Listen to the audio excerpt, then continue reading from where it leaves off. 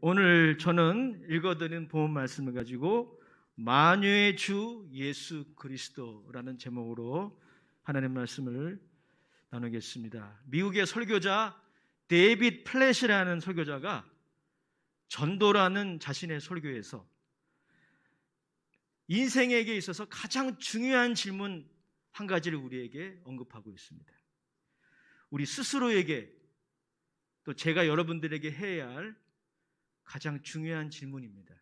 그것이 무엇일까요? Do you know Jesus Christ? 당신은 예수님을 아십니까? 이 질문이라는 거예요.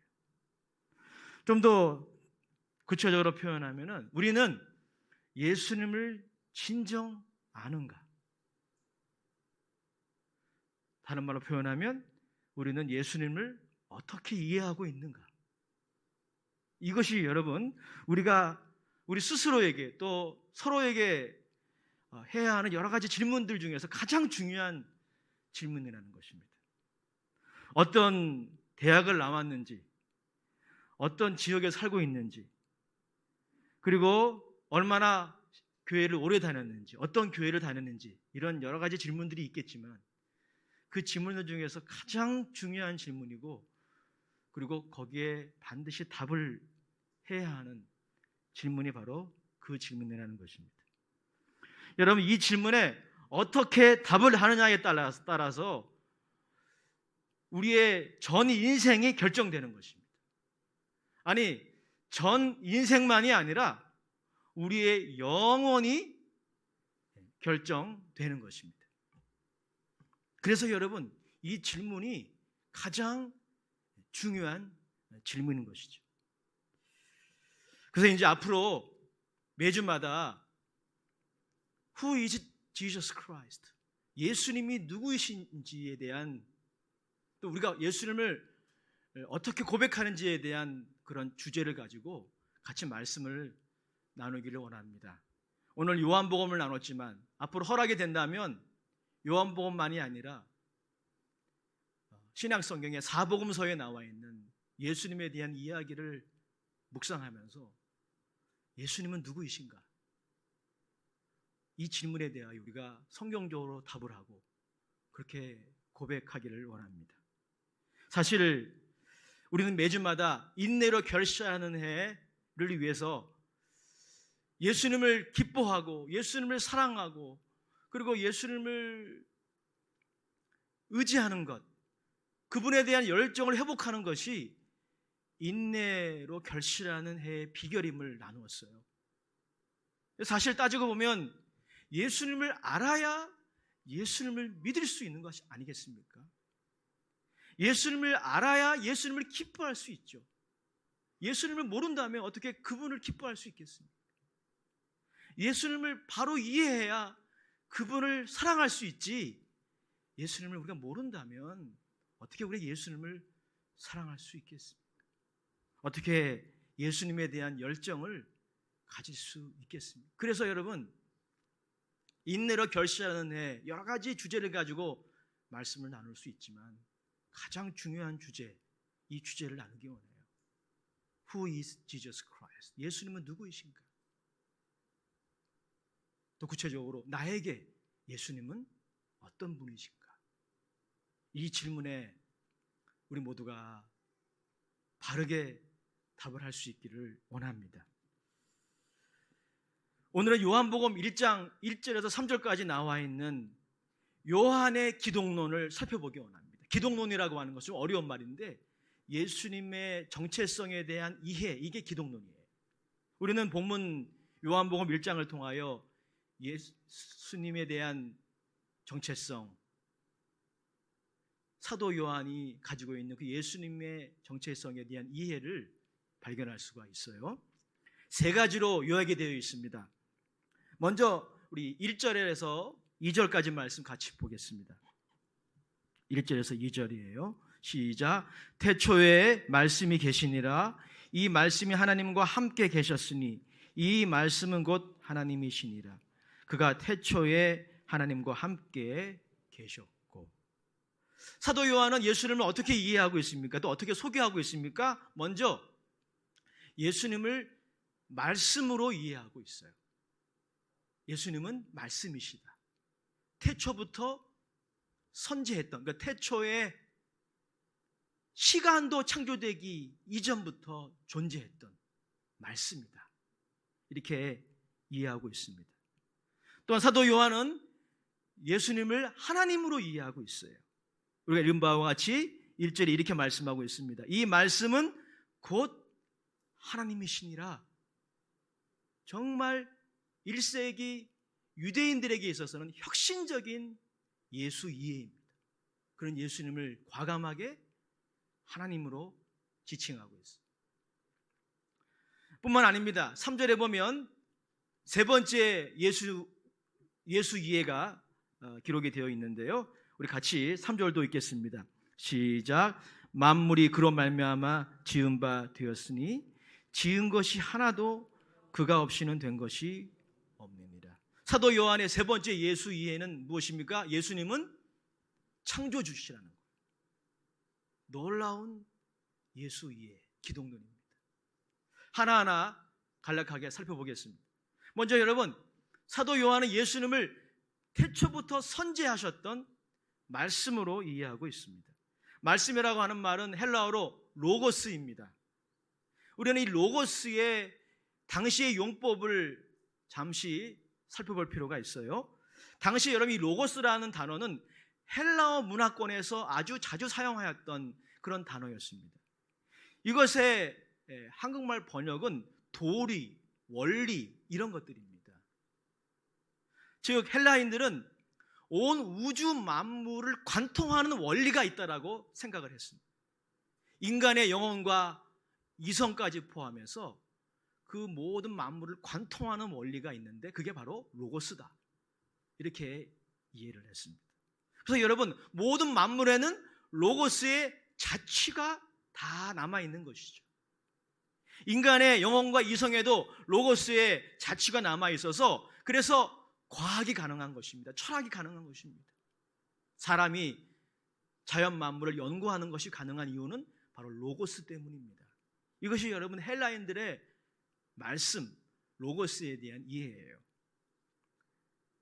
그러나 요한복음을 기록한 사도 요한은 헬라인이 아니었습니다. 유대인이었습니다.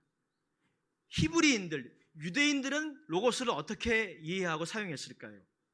이 주석에 의하면 히브리인들의 로고스 개념은 조금 다릅니다. 히브리인들은 로고스를 하나님의 자기 계시 혹은 하나님의 섭리와 주권으로 이해했어요. 4세기의 교부 이레니우스는 이 로고스를 하나님의 오른팔이라 이렇게 이해했어요. 하나님이 천지만물을 창조하시고 그 천지만물을 주관하실 때 손을 사용하시는데 그 손이 바로 로고스다. 이렇게 이해했습니다. 즉 여러분 사도 요한은 이 두 번째 이해를 가지고 예수님을 표현한 것이죠. 그에 따르면 예수님은 어떤 분입니까? 하나님의 완벽한 자기 계시, 하나님을 온전하게 보여주는 분이 바로 예수 그리스도이십니다. 그리고 그 예수 그리스도는 모든 만물을 다스리시고 주관하시는 일을 하십니다. 이것이 바로 로고스의 사도 요한이 사용한 개념이에요. 두 번째 여러분, 사도 요한은 예수님을 하나님이라고 이해하고 있습니다. 사실 이것은 여러분 혁신적인 이해가 아닐 수 없습니다. 좀 아까 말씀드린 바와 같이 1세기 팔레스타인에 살고 있는 유대인들에게 있어서는 예수님을 하나님이라고 부르는 것은 일종의 모험이었어요. 왜냐하면 여러분 사도 요한을 포함해서 유대인들은 유일신 사상을 가지고 있었어요. 신명기 6장 4절 5절 말씀에 그들의 신앙이 기초해 있었습니다. 이스라엘아 들으라, 하나님은 한 분이신 여호와시니 마음을 다하고 뜻을 다하고 성품을 다하여 하나님을 사랑하라. 이 쉐마, 이것이 유대인들의 유일신 사상의 근간이었습니다. 그런데 그 요한이 여호와 하나님만이 하나님이 아니라 예수님을 하나님이라 부르고 있습니다. 말씀이신 이 하나님은 여호와 하나님과 태초부터 함께 계셨던, 영원부터 영원까지 함께 계셨던 하나님입니다. 그러니까 여호와 하나님과는 구별되시는 인격이에요. 하지만 하나님이라고 하는 면에서는 똑같아요. 이게 여러분 바로 독특한 삼위 하나님의 사상이 요한복음 1장에 나오는 거예요. 예수 그리스도는 하나님의 아들일 뿐 아니라 하나님 자신인 것이죠. 그래서 여러분, 우리가 그 예수님을 계속 공부하고 이해하는 것이죠. 마지막 세 번째로 사도 요한은 예수 그리스도를 창조주로 이해하고 있습니다. 3절 말씀 다시 한번 읽어보겠습니다. 시작. 만물이 그로 말미암아 지은 바 되었으니 지은 것이 하나도 그가 없이 된 것이 없느니라. 창세기 1장 1절에 보면 아주 유명한 구절이 나오죠. 태초에 하나님이 천지를 창조하십니다. 창세기 1장 1절에 보면 시간과 공간을 포함해서 모든 존재하는 것들을 창조한 주체가 하나님으로 표현되고 있습니다. 그렇습니다. 창조는 삼위 하나님, 성부 하나님, 그리고 말씀이신 하나님, 예수 그리스도, 성령 하나님이 함께 하신 사역이에요. 그런데 오늘 3절의 말씀에 의하면 모든 만물이 존재할 수 있도록 하게 한 그 일은 누가 하신 것입니까? 바로 말씀이신 하나님이 하신 거예요. 하나님이 창조의 주체이시지만 성령도 그 일을 같이 하셨지만 모든 말씀, 모든 존재, 모든 피조물이 존재할 수 있었던 그 근거가 뭡니까? 바로 말씀이신 하나님, 예수 그리스도시라는 것입니다. 그래서 여러분, 이 예수 그리스도에 대한 사도 요한의 이 이해를 하나로 요약하면 오늘 설교의 제목이 바로 그것입니다. 예수님은 어떤 분이십니까? 만유의 주님이시라는 것입니다. 따라합시다. 예수 그리스도는 만유의 주님이십니다. Jesus Christ is the Lord of all things. 모든 만물의 주인,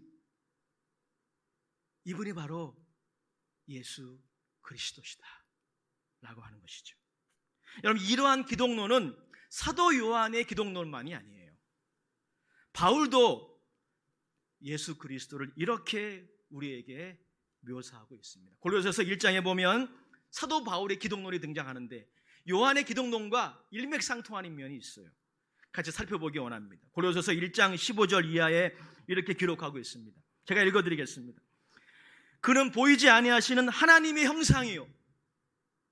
여러분, 예수님은 하나님을 완벽하게 우리에게 보여주시는 완벽한 하나님의 자기 계시, 자기 표현인 거예요. 보이지 아니하시는 하나님의 형상, 모든 피조물보다 먼저 나신 이시니 16절에 보면 이렇게 말씀하고 있어요. 만물이 그에게서 창조되되, 모든 만물이, 모든 선한 것들이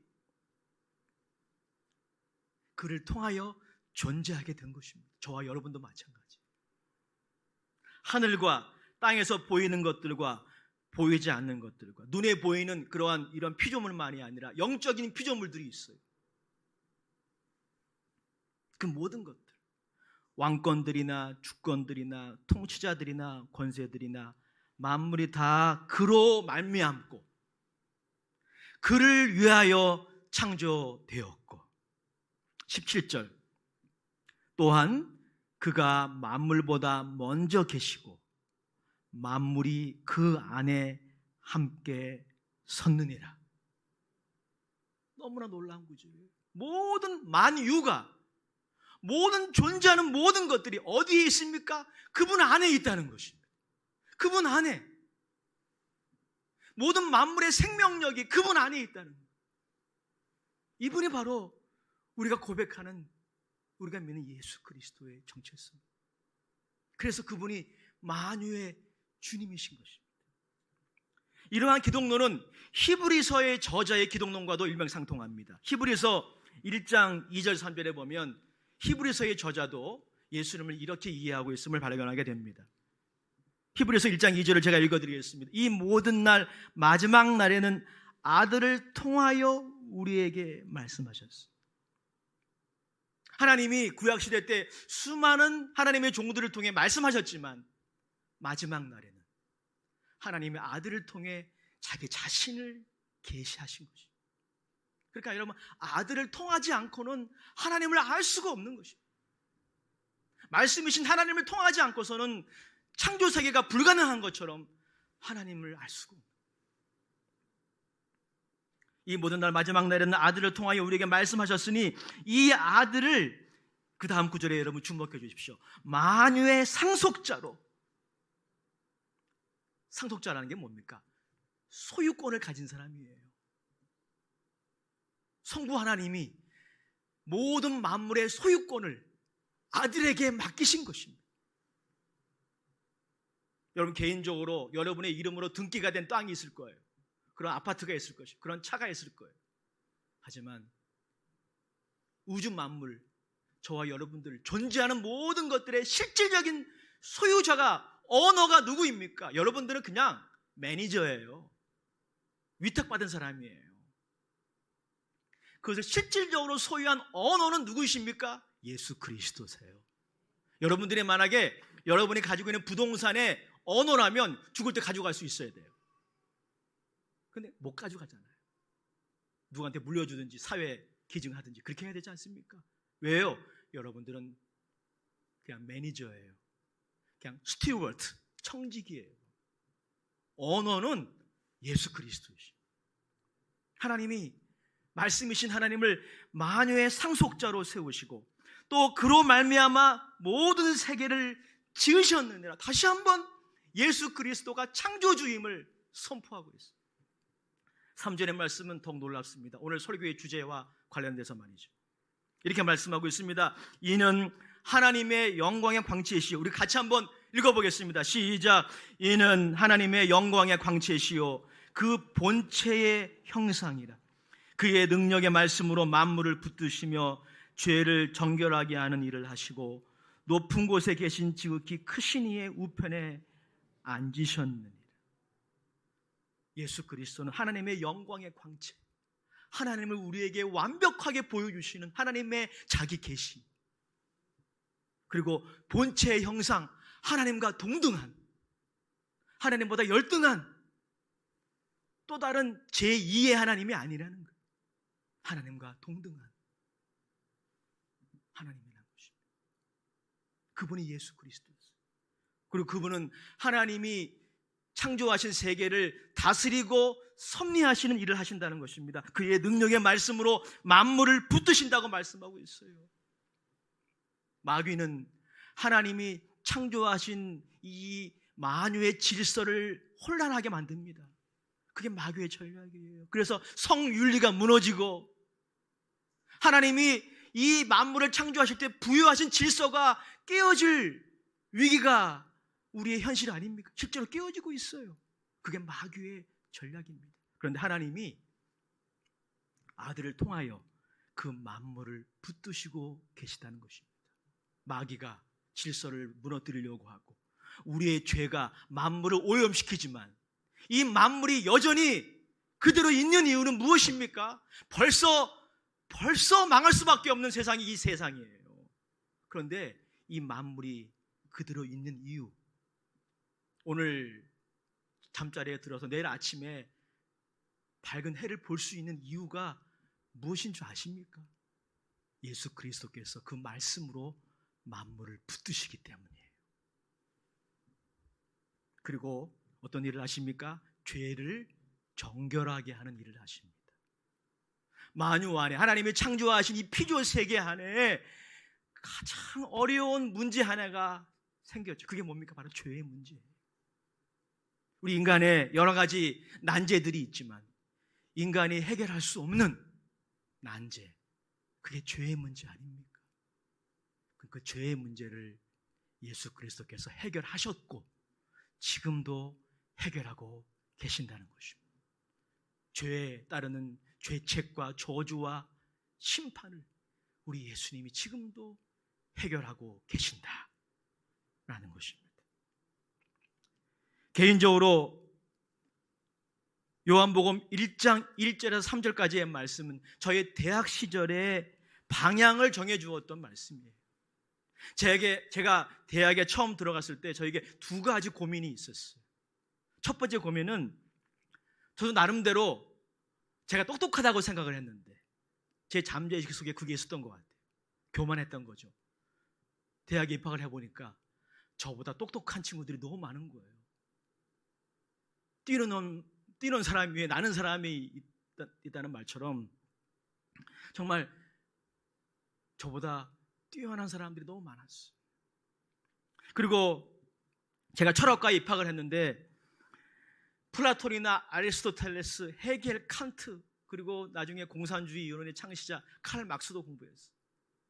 이런 철학자들의 담론과 이론을 공부하면 공부할수록 예수님을 믿는 저에게 예수님에 대한 이야기나 그런 말씀들은 너무너무 초라해 보이는 거예요. 오히려 플라톤이나 아리스토텔레스 같은 철학자들의 담론이 더 설득력 있어 보였어요. 더 이성적인 것처럼 보였어요. 예수님의 이야기는 어리석은 우화처럼 그렇게 느껴졌어요. 그게 저의 첫 번째 고민이었어요.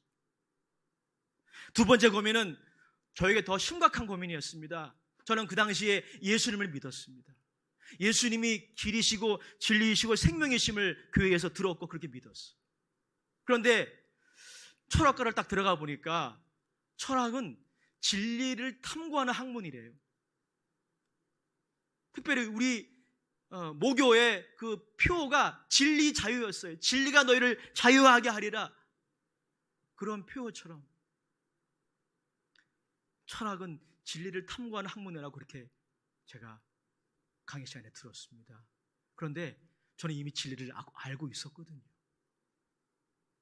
저를 더 힘들게 했던 것은 이미 진리를 알고 있는 저에게 철학 공부가 무슨 필요가 있을까라고 하는 그런 회의, 이것이 저에게 두 번째 큰 고민이었습니다. 그래서 대학 시절 1학년, 2학년, 2년 동안에는 거의 공부를 안 했어요. 창피한 말씀이지만 거의 공부를 안 했어요. 왜냐하면 동기가 부여되지 않는 거예요. 나는 이미 진리를 알고 있는데 뭘 진리를 공부합니까? 그래서 동아리 활동만 하고 제가 1학년 때는 진보적인 기독교 서클에 들어갔어요. 학생운동하고 너무 공부를 안 해가지고 제가 권총을 찼어요. 권총이 뭔지 아세요? F학점. 권총을 자주 찼어요. 어떤 학교에는 쌍권총을 찼어요. 당시에 등록금 고지서 옆에 학기 성적표가 나오는데 그걸 원로 목사님 보여드렸더니 원로 목사님이 제 성적을 보시고 제가 보는 그 앞에서 푹푹 찢어버리셨어요. 그 쓰레기통에 집어넣어버리셨어요. 얼마나 속 상했으면 그렇게 하셨겠습니까? 그렇게 방황하고 고민하는 저에게 동기를 부여해준, 대학생활의 의미를 부여해주고, 왜 내가 예수를 믿고 진리를 알지만 그럼에도 불구하고 공부를 해야 하는지, 왜 열심히 최선을 다해야 하는지 저희 인생의 의미를 부여하고 동기를 부여했던 말씀이 바로 요한복음 1장 1절에서 3절 말씀. 저는 이 말씀을 통해서 왜 내가 철학을 공부해야 되는지 그 동기부여를 받았습니다. 왜 제가 철학을 공부해야 할까요? 모든 철학, 모든 과학이 사실 따져보면 예수님에 대한 학이기 때문에 그래요. 왜냐하면 여러분, 모든 만물의 주인이, 모든 만유의 주인이 예수님이시기 때문에 그렇습니다. 그분이 만유의 주님이시기 때문에, 그분이 그저 예수님을 주로 고백하는 교회의 주인이 아니라 모든 만물의 주인이시기 때문에.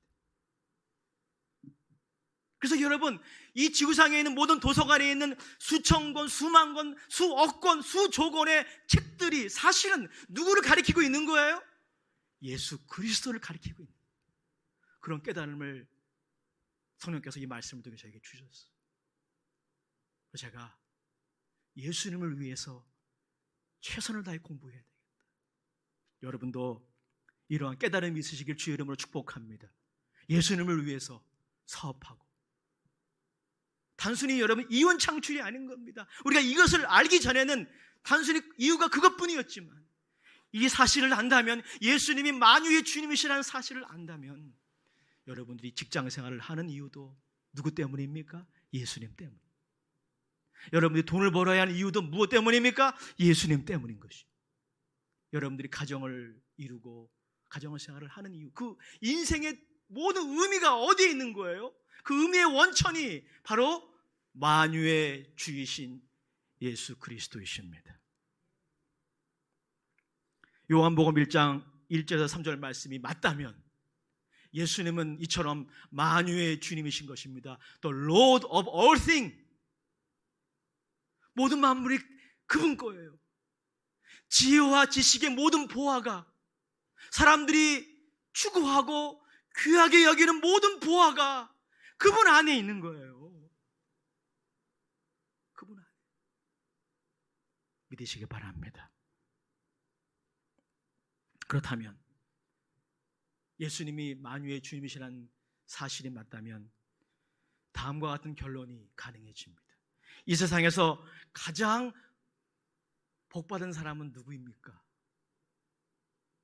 태평양에서 1조 원짜리 요트를 타고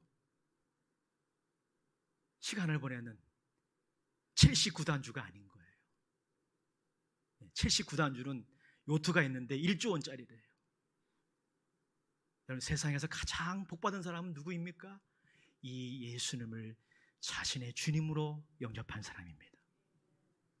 예수님이 만유의 주님이시라는 게 맞다면 말이죠. 이 세상에서 가장 지혜로운 사람이 누굴까요?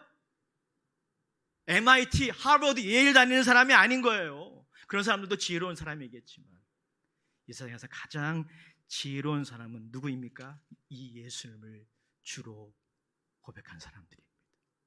예수를 믿는 사람들이에요. 골로새서 2장 3절에 보십시오. 이렇게 말씀하고 있어요. 골로새서 2장 3절 말씀 우리 같이 읽어보겠습니다. 시작. 그 안에는 지혜와 지식의 모든 보화가 감추어져 있습니다. 우리가 대단해서가 아닙니다. 그리스도인들이 대단해서가 아니라 예수님이 만유의 주님이시기 때문에 그 안에 여러분들이 이 땅에서 추구하는 모든 지혜와 지식의 보화가, 모든 선한 것들이 그분 안에 있는 것입니다. 그분의 거예요. 그래서 여러분, 가장 지혜로운 사람은 IQ가 좋은 사람이 아니라 예수님을 믿는 사람입니다. 예수님을 주로 고백하고 그분을 따라가는 사람들이. 이 세상에서 가장 강한 사람은 누굴까요? 이 예수님을 의지하는 사람이에요. 이 예수님을 의지하는 사람, 믿고 신뢰하는 사람이 가장 강한 사람. 이 세상에서 가장 의미 있는 인생이 뭘까요? 명예의 전당에 훌륭한 업적을 이루어서 명예의 전당에 자신의 이름을 내거늘 그런 사람일까요? 그런 사람들도 의미 있는 인생을 살았다고 말씀드릴 수 있겠지만 이 세상에서 가장 의미 있는 인생은 이 예수님을 믿고 그분을 따라가는 인생이에요. 자기 자신만이 아니라 이 예수님을 위해 살아가는 인생, 예수님의 교회와 복음을 위하여 예수님께 자신의 인생을 드리는 인생이야말로 가장 의미 있는 인생이고 가장 후회함이 없는 인생이에요. 이런 인생이 여러분들에게 열리시기를 주의 이름으로 축복합니다.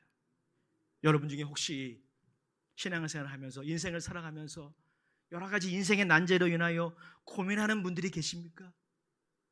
여러분들에게 제가 소개할 수 있는 것은 예수님이에요. 예수를 믿으시기 바랍니다. 그리고 예수님의 이름으로 기도하시기 바랍니다. 여러분, 예수님은 오늘 요한복음 1장 1절에서 3절 말씀에 의하면 어떤 분입니까? 우리 인생의 모든 문제의 열쇠이신 거예요. 예수님 만유의 주님이 맞으시다면 그 만유 안에 있는 문제 중에서 예수님이 모르는 문제가 없어요. 여러분들이 고민하는 문제 중에서 예수님이 모르는 문제가 어디 있겠습니까? 다 알고 계셔요. 해법까지도 예수님은 알고 계셔요. 그리고 가지고 계십니다. 죄의 문제도 해결하셨는데 십자가를 통해서. 여러분 중에 인생의 고민 때문에, 문제 때문에 힘들어하는 분들이 계십니까? 이 예수님을 믿으시고 주로 고백하시기 바랍니다. 예수님의 이름으로 기도하시기 바랍니다. 예수님이 해결해 주십니다. 우리 옆 사람하고 인사합시다. 주님이 해결해 주십니다.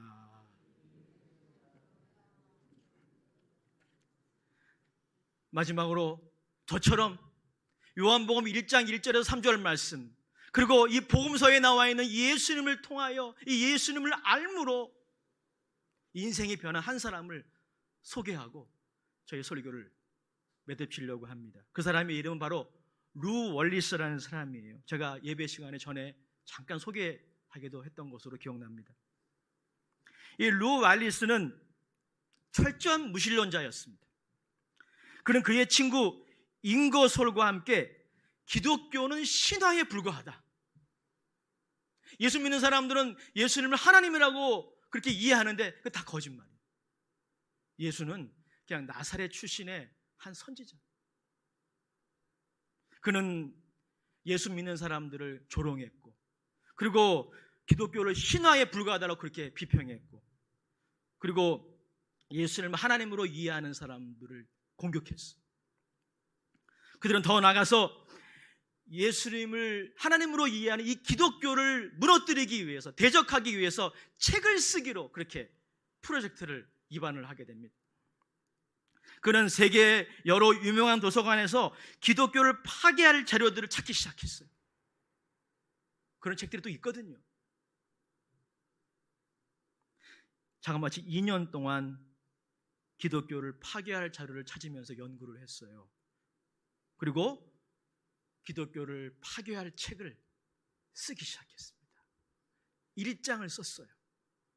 2장을 쓰는 그 시간에 루 웰리스가 예수님을 알게 된 것입니다. 역설적으로 예수님을 반대하려고 예수님을 공부하다가 예수님을 알게 된 거예요. 할렐루야. 사랑하는 여러분, 남녀노소 빈부귀천 할 것 없이, 모든 문화, 모든 종족, 모든 지역에 상관없이 예수님을 바로 알면 그분을 믿지 않을 수 없어요. 그분을 사랑하지 않을 수 없습니다. 그분께 나의 인생을 걸지 않을 수 없어요.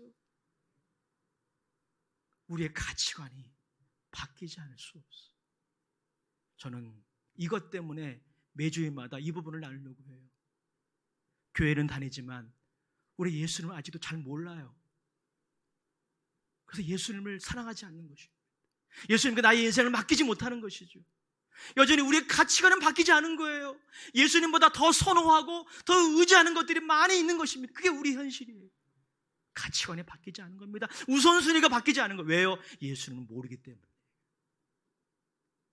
그러나 예수님을 알면 달라집니다. 우리의 문제는 예수님을 알긴 하는데 수박 겉핥기식으로 알고 잘못 알고 있는 거죠. 이 루 웰리스와 잉거솔은 예수님을 반대하기 위해서 예수님을 연구하기 시작했어요. 그분의 인생을 연구하기 시작했고, 그분의 말씀을 연구하기 시작했고, 요한복음 1장 1절 3절도 읽었겠죠. 그런데 예수님을 반대하기 위해서 썼던 그 책의 2장으로 넘어갈 즈음에 기록에 의하면 루 웰리스는 2장을 쓰다가 무릎을 꿇었습니다. 그리고 예수님께 다음과 같이 고백했습니다. 나의 주, 나의 하나님. 도마가, 의심 많았던 도마가 예수님의 부활을, 내가 그분의 그 창자국과 허리자국을 만져보지 않으면 안 믿겠다라고 하던 그 도마가 예수님만 만났을 때 고백했던 고백이잖아요. 나의 주, 나의 하나님이시니. 루 웰리스가 2장을 쓰다가 무릎을 꿇고 예수님을 나의 주, 나의 하나님으로 고백하며 크게 울부짖었습니다. 그리스도의 하나님 되심을 어쩔 수 없이 확증하게 되었던 것입니다. 예수 그리스도가 하나님의 아들이심을 그는 더 이상 부인할 수 없었습니다. 그가 사기꾼으로 폭로하려고 결심하였던 그분이 그를 사로잡은 것입니다. 여러분, 저는 이 일이 매주 예배 때마다 있기를 원해요. 성령을 통해서 하나님이 여러분의 눈을 여시기 원합니다. 그래서 우리가 지금 고민하고 있는 문제보다 크시고 이 세상의 그 화려한 영광보다 비교할 수 없을 정도로 크신 그 예수 그리스도의 영광을 여러분들이 볼 수 있게 원해요. 그 예수님이 여러분들을 사로잡을 때 여러분의 인생은 달라지는 거죠. 그 예수님이 교회를 사로잡을 때 교회가 하나님의 영광을 위하여 쓰임받는 거죠. 루 웰리스는 그 예수님께 사로잡혔어요. 평생을 주님을 위해 헌신하다가 그가 아주 유명한 소설 하나를 남기고 하나님의 부르심을 받았습니다. 그게 바로 벤허예요. 벤허. 그 벤허의 마지막 장면, 정말 아무리 얘기해도 그 감동이 지나가지 않아요. 그 벤허가 여러분 어떤 사람입니까? 자신의 친구한테 배신당한 사람이거든요. 자신의 친구 메살라가 벤허의 어머니와 여동생을 뭉둥병이 생기도록 그렇게 투옥시켰어요. 전차 경기에서 벤허는 메살라를 이겼어요. 그리고 전차 경기에서 메살라는 죽었습니다. 자신의 원수가 죽었지만 벤허 마음속에 있는 메살라에 대한 원한과 미움은 사라지지 않는 거예요. 근데 그가 십자가에 못 박히신 예수님 그 현장에 있었어요. 그리고 돌아와서는 이렇게 말합니다. 십자가에 못 박히신 그분을 볼 때 그분이, 그 십자가에 죽으신 그분이 내 마음에 있는 칼을 빼앗아 갔습니다. 예수님의 사랑이 그를 사로잡은 거예요. 그것이 바로 벤허의 줄거리입니다. 사랑하는 여러분, 계속되어지는 이 예수 이에 대한 설교를 통해서 예수님을 다시 여러분들이 알 수 있기를 축복합니다. 예수님을 만날 수 있기를 주의 이름으로 축복합니다. 그래서 그 예수님을 믿고 주로 고백하고 따라가는 후회 없는 인생, 의미 있는 인생 사실 수 있기를 주의 이름으로 축원합니다. 좋으신 아버지, 이러한 은혜가 고개 숙여 기도하는 모두에게 있게 하여 주시옵소서. 예수님의 이름으로 감사하며 기도합니다. 아멘. 찬송가 91장, 새 찬송가 91장